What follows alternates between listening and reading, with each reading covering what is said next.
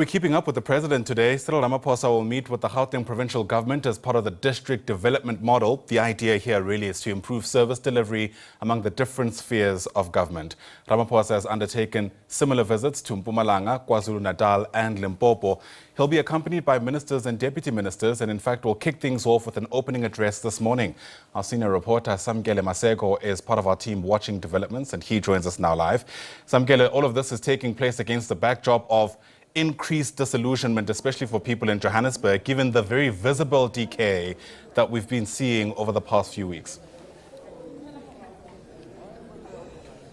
Indeed, and the residents of Johannesburg have been increasingly frustrated with the government of the day at a local sphere and at a provincial sphere, particularly with the decaying of this metropolis, the African city, the global African city that is the city of Johannesburg. Infrastructure is decaying. There is a lack of water provision in some instances, particularly within the metro of Johannesburg. It's not only restricted to the Johannesburg metro, it also cascades down to other local municipalities such as Lisedi, Mfuleni, Mogale City, then ultimately go to Tshwane and Ekurhuleni as well, that are faced with the issue of dilapidating infrastructure, particularly when it comes to water provision. I know one minister who's going to have a tongue lashing for the Gauteng Provincial Executive is the Minister of Water and Sanitation, Majodina, who's been largely blamed for the issues of lack of water provision within the city of Johannesburg and other metro municipalities and local municipalities. Water provision, bad infrastructure. Is this your fault or the fault of the municipalities? Thank you very much, Samit, and to the viewers. Water infrastructure at a local government level, it is the responsibility of municipality. My mandate is to be responsible for water resource, build bulk infrastructure, but reticulation up to the tap, it's not us, it's municipality. Ailing infrastructure is at local government level, not at our resource. Our resource is a river, is a dam, is a water treatment plant. Beyond that, it's not our responsibility. Be that as may, we understand that municipalities don't have capacity, they don't have engineers, they don't have revenue to be able to service the communities. But this provision is enshrined in the Constitution. Be that as may, the Constitution says we must intervene, but when it comes to infrastructure, we cannot take any other money that is allocated to us to go and build the local infrastructure. So it's not us. I do understand that everybody is blaming us. It's not us. But this so-called world-class African city that is the city of Johannesburg, the city of gold, fails in the basics of providing water. A large bulk of the water they receive from Rand Water, 60% of it is lost through leaks. How do you ensure that they don't lose that water through the various leaks that are there in the system from Rand Water coming into the infrastructure of the reservoirs of the municipality? We have advised municipality on what to do in the light that they don't have enough funds to deal with this. We said they must enter into partnership with the business sector because the economy is growing in Gauteng, especially Johannesburg. The population is growing and therefore their water infrastructure is just not on it does not cope with the situation. However, the presidential intervention team in eThekwini might be a good thing to come and bring it here in Johannesburg so that they don't work alone. They identify strategic stakeholders that may assist them to go forward. Otherwise, there is no infrastructure in Gauteng when it comes to water. Is there any plan to bring that presidential team that the president deployed to eThekwini to bring it to this so-called world-class African city that is largely dilapidated at this point in time? Last Sunday we had a meeting and that was our firm proposal. We said also they must build a partnership office with the business sector. They've agreed to that. So they just need to go to the council and take a decision. Then we can assist them to ensure that we set up that team. What are some of the proposals you as water and sanitation are coming, particularly when it comes to bulk infrastructure, when it comes to water provision for the municipalities of Gauteng and for the province as a whole? Gauteng does not have enough reservoirs. Johannesburg alone needs about 18 reservoirs. So they are in a pipeline of building 4 reservoirs. So they must add more reservoirs. 2, they must disconnect illegal connections. And connect people on the RTP standalone pipes of water 200 meters away, because when they don't do that, they do water tankering. It is not sustainable. We want to discourage all municipalities not to use water tankering because it exhausts their limited funds. Let water tankering be on an emergency basis. 2, they must also bill correctly. They don't bill. The industries, the factories are using a lot of water and they're not billed. And therefore, if they want to sustain water and make sure that they provide water to everyone, they must do the right things. You speak about water tankering. This Johannesburg Water just awarded about last year, a 280 million rands water tankering tender to a company that there are allegations that they don't have the capacity.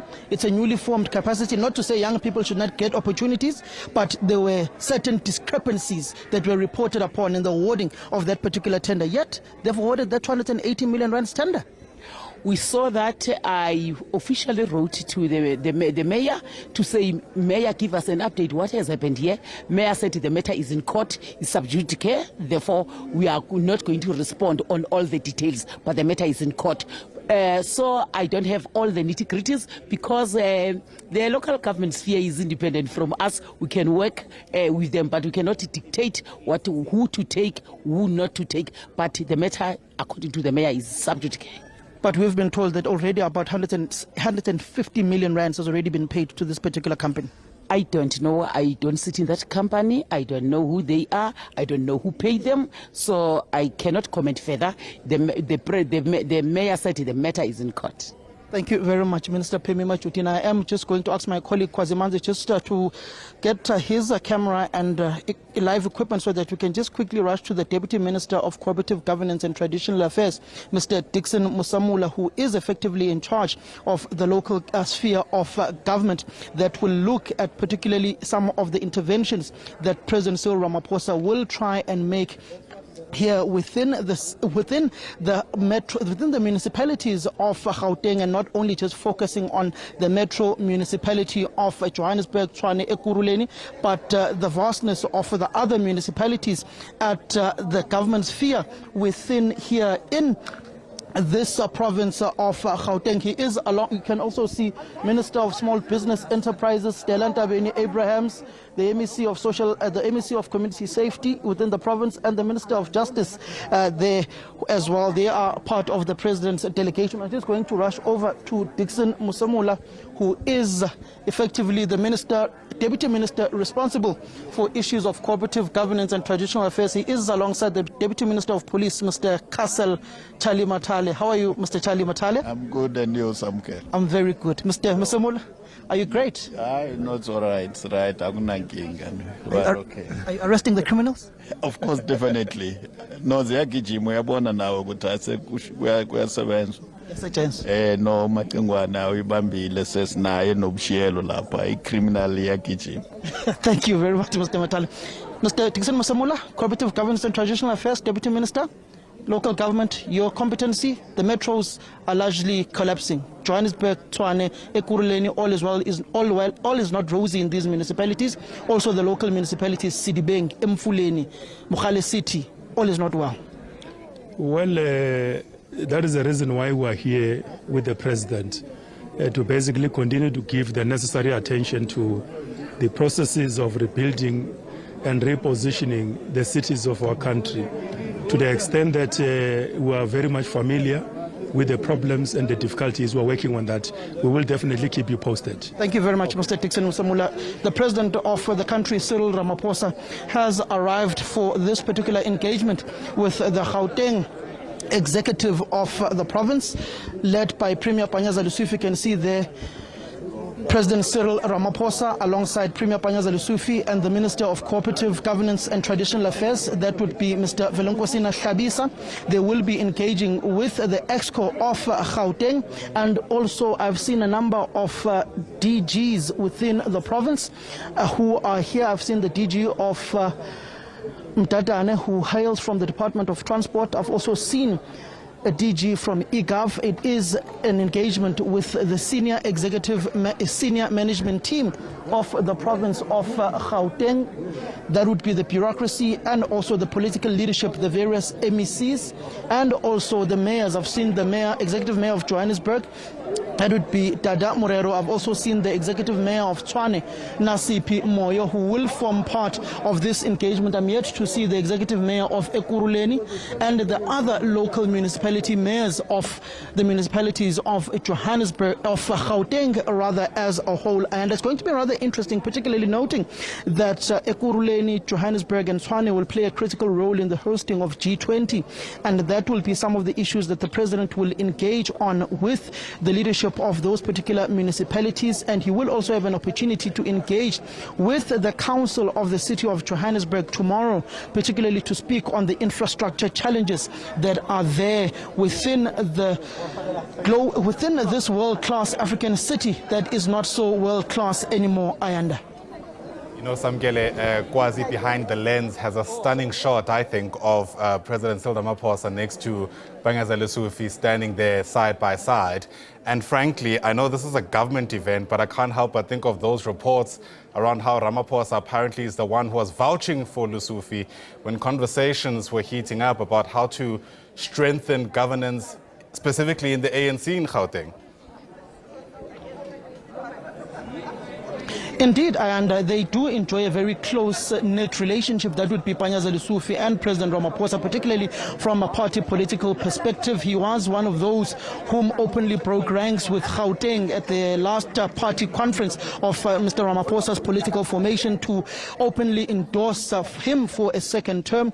They have had their issues, particularly when it comes to the implementation of the Bella Act and some of the trajectory of a government post the elections, particularly on the formation of the government of provincial unity. It did cause a huge stir and some confrontation within the party, particularly when Panyaza Lesufi wore that T-shirt, "Don't kill Chris Hani again." But he is very close, that would be Panyaza Lesufi, to the Minister of Defense and Military Veterans within the country. That would be Enji Motshekga, who is a very close ally of the president, and that could be one of the main reasons why Panyaza Lesufi ultimately survived the chop politically.